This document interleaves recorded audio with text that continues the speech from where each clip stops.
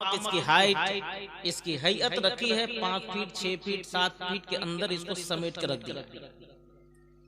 اس کے باڈی میں بے شمار اعضاء ہیں، بے شمار اس کے پارٹس ہیں، اور سب کو چھوٹے سے چھوٹے پارٹ بھی ہمارا اتنا اہم ہے کہ پوری کائنات مل کے ہمارے چھوٹے سے پارٹ کا بدلہ نہیں دے سکتا، کیونکہ یہ رب کی تخلیق ہے۔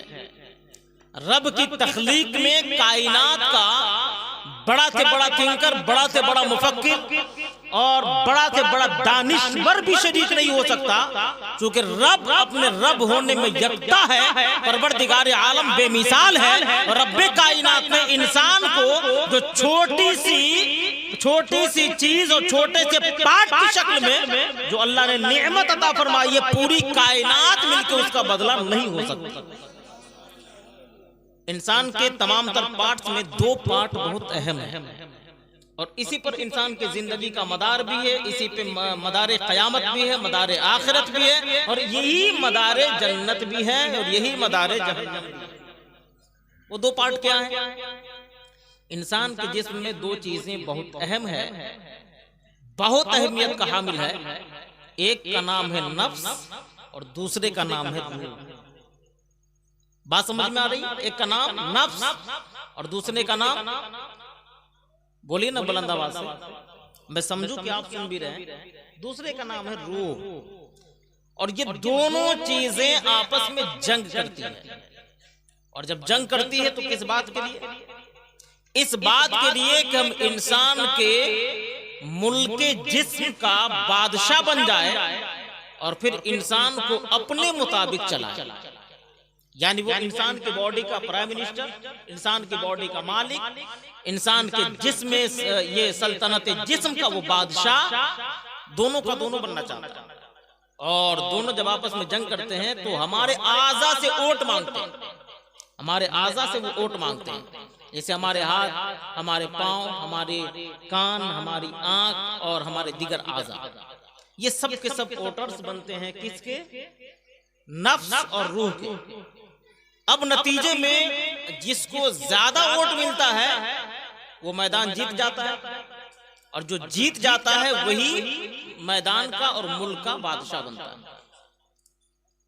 اب یہ بات اگر آپ کو سمجھ میں آ گئی تو ہمارے اور آپ کے درمیان بے شمار لوگ رہتے ہیں، آتے ہیں، ہزاروں لوگوں کو ہم نے اپنے کاندھے پر اٹھا کر کے قبرستان پہنچایا، جو ہمارے سامنے دم توڑے، ہمارے سامنے مرے، ہمارے سامنے انتقال کر، ان کو ہم نے قبرستان پہنچایا۔ ایک دن ایسا آئے گا کہ ہمیں اور آپ کو بھی کوئی اپنے کاندھے پر اٹھائے گا اور قبرستان پہنچائے گا۔ قبرستان میں جب ہم پہنچاتے ہیں تو اس سے پہلے قبر کو کھودتے ہیں، اور قبر کو جب کھودتے ہیں تو بسا اوقات قبر کے اندر سے کچھ ہڈیاں بھی نکلتی ہیں۔ یہ بات سچ ہے، کچھ ہڈیاں بھی نکلتی ہیں، کہیں سر کی کھوپڑی ہوتی ہے، کھوپڑی کی ہڈی ہوتی ہے، کہیں ہاتھ کے، کہیں انگلیوں کے، کہیں بازو کے، کہیں سینے کے، کہیں پشت کے، یہ ہڈیاں ملتی ہیں۔ جبکہ وہ آدمی تو صحیح سالم ہم نے دفن کیا، ہم نے تو پورا انسان ہم نے قبر میں ڈالا تھا، یہ ہڈیاں ریزہ ریزہ ہو کر کے کیوں ہم کو مل رہی ہیں؟ یہ ہڈیاں ٹوٹ کر کے ہم کو کیوں مل رہی ہیں؟ جبکہ ہم نے صحیح سالم انسان کو زیر زمین دفن کیا تھا۔ اب ہڈیوں پہ غور کریں تو وہ ہڈیاں کسی غیر مسلم کی نہیں، کسی عیسائی کی نہیں، کسی یہودی کی نہیں، کسی نصرانی کی نہیں، اور دنیا کی دیگر مذاہب کے ماننے والوں کی وہ ہڈیاں نہیں، بلکہ وہ ہڈیاں ہمارے اور آپ کے آباء و اجداد کی ہڈیاں ہیں جو قبرستان کی قبروں سے دستیاب ہوتی ہیں۔ یہ بات سچ ہے، یہ بات کلیئر ہے۔ اب ایک وہ انسان جو دنیا میں اپنی زندگی ہماری طرح گزارا تو 2 کیٹیگری میں بٹے گا، کس نے نفس کو ووٹ دیا اور کس نے روح کو ووٹ دیا۔ نفس اور روح کو ووٹ دینے والے کو تو ہم ظاہری طور پہ جان سکتے ہیں، قبر میں جانے کے بعد میں نتائج برآمد ہوتے ہیں، قبر میں جانے کے بعد اس کے نتائج برآمد ہوتے ہیں۔ ایک آدمی جس نے روح کو ووٹ کیا، روح کو ووٹ کرنے والا انسان جب روح کو ووٹ کرے گا تو روح سے آواز دے گی کہ اللہ نے تمہیں پیدا کیا ہے، تمہیں نماز پڑھنا چاہیے۔ بندہ نماز کا عادی ہوگا، بندہ تلاوت قرآن کا عادی ہوگا، بندہ زکوٰۃ وقت پہ ادا کرے گا، بندہ وقت پر جب رمضان کا روزہ آئے گا تو روزہ رکھے گا، تمام تر حقوق کو ادا کرے گا، کیونکہ اس نے روح کو اس نے اوٹ کیا ہے، اور روح اس کے جسم کا مالک ہے، روح اس کو جو حکم کر رہی ہے وہ انسان کر رہا ہے، لیکن وہی ایک بندہ ہے جس نے اپنے نفس کو اوٹ کیا، نفس کی بات مانی، نفس کا غلام بن گیا، نتیجہ یہ ہوا کہ وہ آدمی نمازوں سے دور ہو گیا، زکوٰۃ ادا کرنے میں کوتاہی کرنے لگا، اپنے تمام تر فرائض و واجبات کو بالائے طاق رکھ کے وہ انسان زندگی گزارنے لگا۔ اب وہ آدمی زندگی تو گزارا اور پوری مدت گزارا، پوری مدت دنیا میں رہا، پورے محدود اور متعین زندگی کو گزار کے دنیا سے گیا، لیکن وہ آدمی نماز کا عادی نہیں تھا، وہ آدمی قرآن کی تلاوت نہیں کرتا تھا، ماں باپ کو ستاتا تھا، ماں باپ کے ساتھ اس نے سلوک نہیں کرتا تھا، بھائیوں کو ستاتا تھا، بھائیوں کی زمینیں غصب کرتا تھا، وہ آدمی حقوق العباد میں گرفتار تھا، چھوٹوں پر شفقت کا جذبہ نہیں، بڑوں کے احترام کا جذبہ نہیں، زیر زمین دفن ہوئے دونوں لوگ، روح کی بات ماننے والا بھی زیر زمین گیا اور نفس کی بات ماننے والا بھی زیر زمین گیا، لیکن زیر زمین جانے کے بعد جب مٹی نے اپنا کمال دکھایا تو ہم نے یہ دیکھا کہ چند دنوں کے بعد مٹی نے انسان کی باڈی کو تہوبالا کر دیا، اس کے جسم کو ڈیمیج کر دیا، ہڈیاں بھی تباہ و برباد کر دی، اس کے جسم کے جو تمام تر اعضاء تھے الگ ہو گئے، اب تو کچھ ہڈیاں اس کی ملتی ہے، چند دنوں کے بعد یہ ہڈیوں کے نشانات بھی مٹ جائیں گے، قبر کے نشانات بھی نہیں مٹیں گے، ہاں یہ وہی لوگ تھے تو دنیا میں ہماری طرح زندگی گزار رہے تھے، ہماری طرح زندگی میں دنیا میں وہ کھاتے بھی تھے، دنیا میں پیتے بھی تھے، کاروبار بھی کرتے تھے، بلڈنگیں بھی تھی، بنگلے بھی تھے، گاڑیاں بھی تھی، لیکزری رہنے کے سامان اس کے پاس میں تھے، وہ آدمی بھی ہماری طرح دنیا میں رہا، کاروبار کیا، معیشت بڑے اونچے تھے، اس آدمی کے پاس میں مالداری کے چرچے تھے دنیا میں، وہ آدمی بادشاہ بن کے زندگی گزار رہا تھا، وزیر بن کے زندگی گزار رہا تھا، کلیکٹر اور بیرسٹر بن کے اپنی زندگی کو گزار رہا تھا، لیکن زیر زمین دفن ہوا، نفس کی بات مان کے گیا، پروردگار عالم نے زمین کو حکم دیا اس کے جسم کو ڈیمیج کر دو، جسم کو تباہ و برباد کر دو، جسم کی ہڈیاں تک الگ دو، ہاں وہی ایک آدمی نے نفس کی بات نہیں مان کر روح کو اوٹ دیا، روح کی بات مانی، نتیجے میں 1000 سال پہلے غوث اعظم بھی زیر زمین دفن ہوئے، غوث اعظم کا زمانہ تھا، ایک ایک لمحہ اللہ کی رضا کے لیے گزار رہے تھے، زندگی کا ایک ایک آن اللہ کی رضا کے لیے گزارا، چلنا اللہ کے لیے تھا، پھرنا اللہ کے لیے تھا، کھانا رب کے لیے تھا،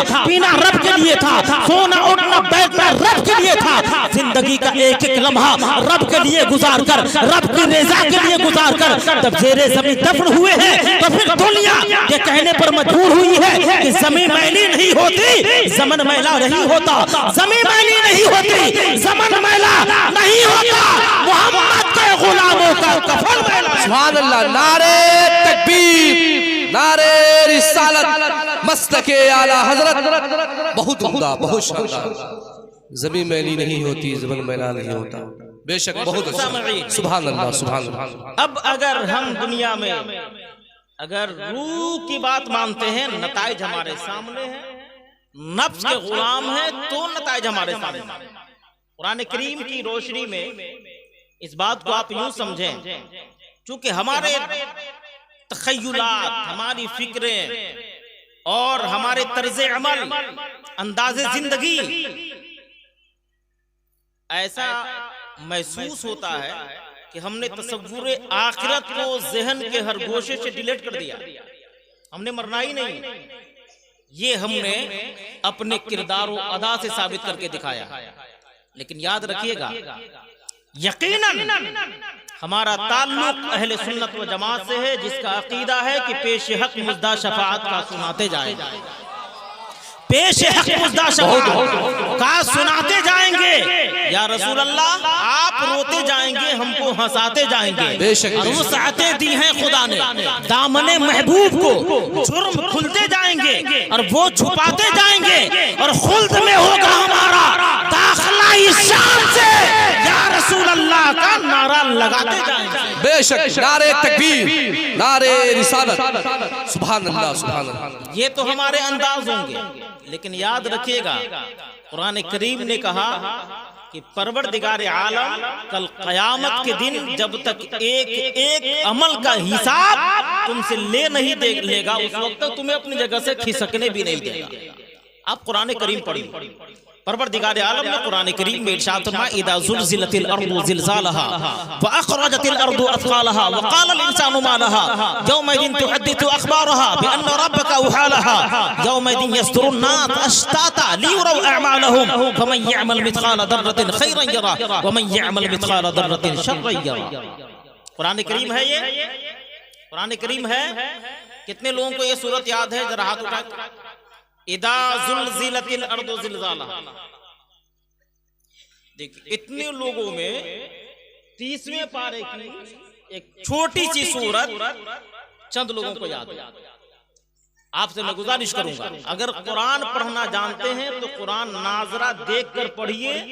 اردو پڑھنے آتا ہے تو اس کا ترجمہ بھی پڑھیے, اور اگر نہیں پڑھنے آتا ہے تو آپ قرآن شریف ناظرہ پڑھ کے علامہ مجتبی رضا خان کے پاس میں جائیے اور کہیے حضور اس کا معنی سمجھا دیجیے. اس سے جانتے فائدہ کیا ہوگا؟ ہمارا ذہن جو بڑا ہوا ہے نا, اور تصور آخرت سے جو ہم غافل ہیں, انشاءاللہ تعالی ہمیں قبر کی بھی یاد آئے گی اور حشر کی بھی یاد آئے گی. اللہ نے ان آیتوں میں کیا ارشاد فرمایا؟ مفہوم یہ ہے قیامت کے دن زمین میں زلزلہ برپا ہوگا, حتیٰ کہ زمین اپنے تمام تر خزانے دفینے اور راز کو باہر کرے گی. تو انسان جب دیکھے گا تو حیرت کا ہونا لازمی ہے. حیرت اور استعجاب میں ڈوب کر کہے گا وقال الانسان ما لها. زمین کو کیا ہو گئی؟ تو زمین بھی کہے گی بأن ربک اوحی لها, یہ رب کا حکم ہے. اس کے بعد میں کیا ہوگا؟ یہی انسان گروہ در گروہ میدان قیامت کے لیے نکلے گا. اور اس کو قرآن نے کہا میدان قیامت کے لیے کیوں نکلے گا؟ ریزن سبب قرآن نے بیان کیا لیروا اعمالهم, تاکہ یہ اپنے اعمال کو دیکھ لیں. اور پھر اللہ نے دو ٹوک طور پر ارشاد فرمایا فَمَن يَعْمَلْ مِثْقَالَ ذَرَّةٍ خَيْرًا يَرَهُ وَمَن يَعْمَلْ مِثْقَالَ ذَرَّةٍ شَرًّا يَرَهُ. اے انسان, تم نے اگر ذرہ برابر بھی نیکی کیا ہے تو کل قیامت کے دن اس کو نگاہوں سے دیکھے گا, اور اگر تم نے ذرہ برابر بھی برائی کیا ہے میدان قیامت میں اس کو بھی نگاہوں سے دیکھے گا. یہ قرآن کریم ہے. اور بھی آسان صورت میں آپ کو بتاؤں القاریعۃ ما القاریعہ وما ادراک ما القاریعہ یوم یکون الناس کالفراش المبثوث وتکون الجبال کالعہن المنفوش فاما من ثقلت موازینہ فهو فی عیشۃ راضیہ. قرآن کریم ہے یہ. اور اس کا کیا مطلب ہے؟ مفہوم وہی ہے کہ القاریعہ دل کو چیر دینے والا دن, دل کو دہلا دینے والی شے. اللہ نے فرمایا تم کیا جانو وہ ہے کیا شے. تو پھر اللہ نے اس کی وضاحت کرتے ہوئے ارشاد فرمایا کہ جب وہ دن آئے گا تو یہ انسان جو کائنات کو اپنے قبضے اور کنٹرول میں رکھتا ہے اس کے حالات یہ ہوں گے کہ وہ پھتنگے کے مانند اڑ رہا ہوگا. یہ قرآن نے کہا وہ پھتنگے کے مانند اڑیں گے. اور یہ بڑے بڑے پہاڑ, یہ ماؤنٹ ایوریسٹ, ہمالیہ پہاڑ, جس کو تم نگاہوں سے دیکھ کر تمہاری حیرت انتہا نہیں رہتی, پہاڑ کا عالم یہ ہوگا کہ دھنی ہوئی روئی کے مانند یہ اڑا دیا جائے گا. قیامت کا دن ہوگا. اور پھر اللہ نے آگے ارشاد فرمایا کہ وہی لوگ کامیاب ہوں گے اور جنت میں جائیں گے جن کا عمل بہت اچھا ہوگا. یہ قرآن کریم نے کہا. ایک اور آیت کریمہ سنی. قرآن کریم میں پروردگار عالم نے ارشاد فرمایا فَأَمَّا مَنْ أُوتِيَ كِتَابَهُ بِيَمِينِهِ فَيَقُولُ هَاؤُمُ اقْرَءُوا كِتَابِيَهْ إِنِّي ظَنَنتُ أَنِّي مُلَاقٍ حِسَابِيَهْ فَهُوَ فِي عِيشَةٍ رَاضِيَةٍ فِي جَنَّةٍ عَالِيَةٍ قُطُوفُهَا دَانِيَةٌ كُلُوا وَاشْرَبُوا هَنِيئًا بِمَا أَسْلَفْتُمْ فِي الْأَيَّامِ الْخَالِيَةِ وَأَمَّا مَنْ أُوتِيَ كِتَابَهُ بِشِمَالِهِ فَيَقُولُ يَا لَيْتَنِي لَمْ أُوتَ كِتَابِيَهْ وَلَمْ أَدْرِ مَا حِسَابِيَهْ يَا لَيْتَهَا كَانَتِ الْقَاضِيَةَ مَا أَغْنَىٰ عَنِّي مَالِيَهْ هَلَكَ عَنِّي سُلْطَانِيَهْ خُذُوهُ فَغُلُّوهُ ثُمَّ الْجَحِيمَ صَلُّوهُ ثُمَّ فِي سِلْسِلَةٍ ذَرْعُهَا 70 ذِرَاعًا فَاسْلُكُوهُ إِنَّهُ كَانَ لَا يُؤْمِنُ بِاللَّهِ الْعَظِيمِ. یہ قرآن کریم ہے جس کے بارے میں ہمارا آپ کا تمام امت مسلمہ کا یہ عقیدہ ہے لا تبدیل لکلمات اللہ, اللہ کا کلام بدلتا نہیں ہے. ذالک الکتاب لا ریب فیہ, پروردگار عالم کے کلام میں شک و شبہات کے گنجائش کی کوئی جگہ نہیں ہے. میرے بھائی ایک ہی جگہ بیٹھ کے آپ یہ کام کر لیں گے, ایک ہی جگہ بیٹھ کے, ہاں وہیں بیٹھ, شک و شبہات کی کوئی گنجائش نہیں. اب قرآن کریم میں پروردگار عالم نے دو لوگوں کے احوال کو بیان کیا, اور دو لوگ کون ہیں؟ قیامت کے دن میزان عمل پہ آئیں گے. ایک وہ آدمی ہوگا جس کے داہنے ہاتھ میں نام اعمال دیے جائیں گے. سبحان اللہ, محبتوں سے کہیے سبحان اللہ. داہنے ہاتھ میں نام اعمال, اس بات کی علامت, گارنٹی, بندہ جنتی ہو گیا. سبحان اللہ. داہنے ہاتھ میں نام اعمال کا مطلب بندہ جنتی ہو گیا. یہ قیامت کا دن ہے, قیامت کا دن, یہ قیامت کے دن میں اللہ نے جس پہ فضل فرمایا, داہنے ہاتھ میں نام اعمال دے دیا, بندہ جنتی ہو گیا. پھر قرآن کریم نے کہا فَأَمَّا مَنْ أُوتِيَ كِتَابَهُ بِيَمِينِهِ فَيَقُولُ هَاؤُمُ اقْرَءُوا كِتَابِيَهْ. اس بندے کے حالات کیا ہوں گے میدان قیامت میں؟ جب وہ نام اعمال کو لے گا, دیکھے گا, پڑھے گا, تو وہ میدان قیامت میں دوڑے گا, میدان قیامت میں دوڑے گا. اور یاد رکھیے گا, میدان قیامت کے نقشے کو قرآن نے جب بیان کیا تو قرآن نے کہا یوم یفر المرء من اخیہ وامہ وابیہ وصاحبتہ وبنیہ لکل امرئ منہم یومئذ شأن یغنیہ. قیامت کا حال یہ ہے کہ ہر بندہ ایک دوسرے سے بھاگے گا, ایک دوسرے سے جان چھڑائے گا, بھائی بھائی سے بھاگے گا, بہن بھائی سے بھاگے گی, بہن بہن سے دور ہو جائے گی, بیٹا باپ سے بھاگے گا, اور تمام کے تمام تر رشتہ دار جب ایک دوسرے سے نگاہیں چرا رہے ہوں گے, ایک آدمی کا عالم یہ ہوگا کہ وہ میدان قیامت میں نام اعمال کو لے کر کے میدان قیامت میں اپنے قریبی لوگوں کو تلاش رہا ہوگا. اور قریبی لوگوں کو کیوں تلاشے گا پتا ہے؟ قریبی لوگوں کو تلاشے گا تو قرآن نے اس کا نقشہ بیان کیا, ہاؤم اقرؤوا کتابیہ, ہاؤم اقرؤوا کتابیہ. وہ ہر ایک کو دکھائے گا, دیکھو میرے نام اعمال, دیکھو میرے رشتہ تقدیر, دیکھو میں نے جو اچھا عمل کیا. انی ظننت انی ملاق حسابیہ, مجھے یقین تھا کہ میں حساب اور کتاب کے دن کو پہنچوں گا. سو میں نے فرائض و واجبات کے علاوہ اللہ کی رضا کے لیے اپنے روح کی بات مان کر, اپنے روح کی بات مان کر ہم نے نیک عمل کیا, ہم نے نیک عمل کیا. اب وہ دن آیا کہ پروردگار عالم نے داہنے ہاتھ میں نامہ اعمال عطا فرما دیا. سبحان اللہ. اب اس کے بعد میں کیا ہوگا؟ وہی بندہ جب میدان قیامت میں اپنے رشتہ داروں کو, اپنے احباب کو, اپنے دوست کو اپنا نام اعمال دکھائے گا اور لوگوں کو بتائے گا کہ اللہ نے مجھے یہ انعام عطا فرمایا, میں نے جو نیک عمل کیا تھا بدلا دیا, داہنے ہاتھ میں نام اعمال. اس کے بعد کیا ہوگا؟ فرشتے حکم دیں گے. فرشتے کیا حکم دیں گے اس بندے کو؟ پروردگار عالم فرشتوں کو حکم دے گا, فرشتوں میرے بندے کو کہہ دو, میرے بندے کو کہہ دو کہ یہ بلند محلات والے جنت میں داخل ہو جائیں, بلند محلات والے جنت میں یہ داخل ہو جائیں, اور کلوا واشربوا ہنیئا بما اسلفتم فی الایام الخالیہ, کہ یہ جنت میں اپنی طبیعت, اپنی خواہش اور اپنی مرضی سے یہ جو چاہیں کھائے پیے, عیش و عشرت کے ساتھ میں رہیں, کیونکہ اس نے اپنے خواہشات کو, اپنے نفس کو دنیا میں مارا تھا. پروردگار عالم نے ہمیشہ ہمیشہ کے لیے حیات جاویدانی سے عطا فرمایا. اب جنت میں بندہ جائے گا, اس کے بعد میں ایک آیت کریمہ ہے جو ہمارے دلوں کو کپا دینے کے لیے کافی ہے, اور وہ کیا ہے؟ وَأَمَّا مَنْ أُوتِيَ كِتَابَهُ بِشِمَالِهِ.